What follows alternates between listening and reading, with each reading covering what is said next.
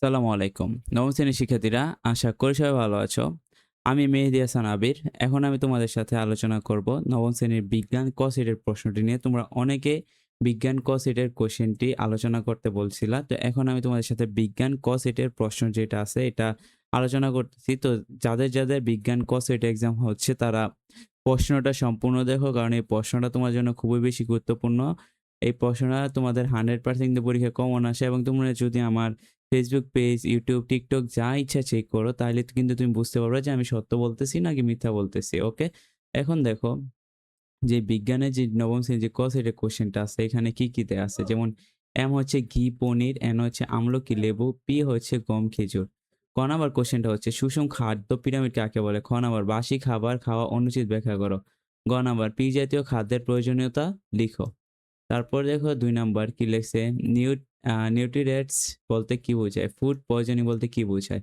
নূপুরের দেহের বিএমআই নির্ণয় করো। নূপুরকে তার মামা দেওয়ার পরামর্শের যৌক্তিকতা বিশ্লেষণ করো।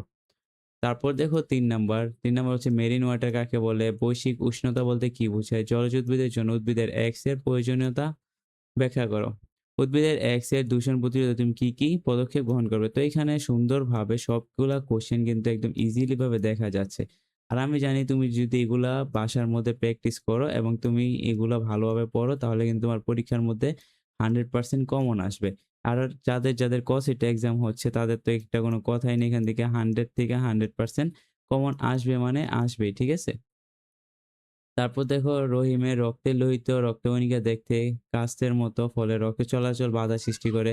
কয়েক আহ কয়েক কয়েক শকে প্রতি ৩ মাস পর রক্ত দিতে হয়। কারণ তার লোহিত রক্তকণিকা বেড়ে যায়। মানবদেহে রক্ত সঞ্চারের জন্য হৃৎপিণ্ড পাম্প যন্ত্র হিসেবে কাজ করে। তো এখানে সুন্দরভাবে দেওয়া আছে। আর এখানে লামিয়ার বয়স ১৪ দেওয়া আছে।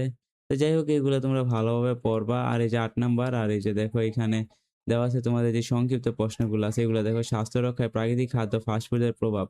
খনিজ লবণের স্বভাবজনিত প্রক্রিয়া ব্যাখ্যা করো। অত্যাবশ্যকীয় অ্যামাইনো অ্যাসিড বলতে কি বোঝায়? থিওনাইন কে অপরিহার্য অ্যামাইনো অ্যাসিড বলা হয় কেন? পানির গঠন ব্যাখ্যা করো। পানির উৎসে পানির স্বাভাবিক প্রবাহ দূষণ রোধ বিষয়ে কিভাবে সচেতনতা সৃষ্টি করা যায়? ইলিশ মাছের সমুদ্রে ডিম না ছাড়ার কারণ উল্লেখ। জলজ উদ্ভিদকে কেন জলজ প্রাণীর খাদ্য ভাণ্ডার বলা হয়? রক্ত গ্রহণে প্রয়োজনীয় সতর্কতাগুলো কি ব্যাখ্যা করো। ঠিক আছে? তো এগুলা তোমরা খুব ইজিলি ভাবে ভালোভাবে পইড়া নিবা। কারণ এগুলো কিন্তু তোমার পরীক্ষার মধ্যে 100% কমন পড়বে। তো শিক্ষার্থীরা, যদি তোমার আমার ভিডিওগুলা ভালো লাগে তাহলে আবির মেন্টরকে সাবস্ক্রাইব না করে যাওয়া না। আল্লাহ হাফেজ।